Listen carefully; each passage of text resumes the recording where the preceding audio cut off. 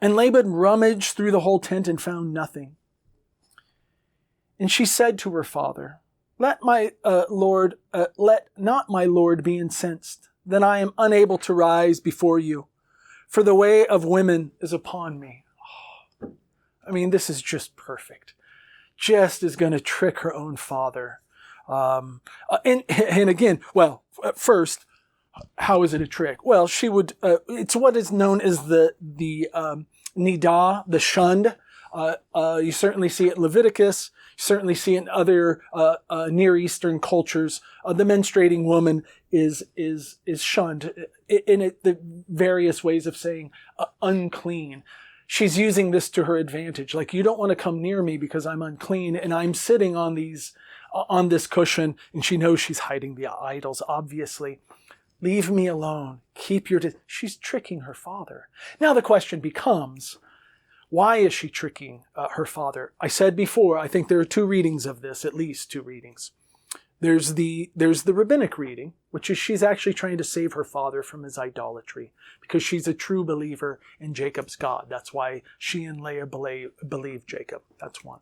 The other reading is more straightforward, and that is she still desires to have those gods. She hasn't left that idolatrous world completely. Jacob has this God, and this God seems to be a powerful God. But let's not give up our security blanket just yet. Whatever the case is, those are pretty much the two ways, at least the two broad ways of reading the text. Here's the other thing that I actually love.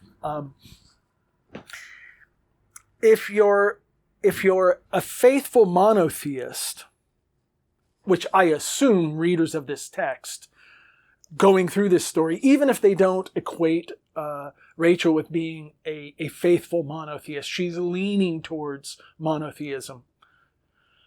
But a faithful monotheist reading this is just fantastic. Why? Because it's a woman who's sitting on these idols. It's just humiliating, these things. So as a monotheist, it's like these idols are nothing. And if they're a representation of your God, here's just a woman sitting on them. In other words, it's humiliating. There's something deliciously victorious about a woman sitting on a camel cushion, sitting over your all-powerful gods who are doing nothing but just simply sitting there. So it's great. I think there's something, a bit of humor that goes here as well, beyond just deceiving Laban.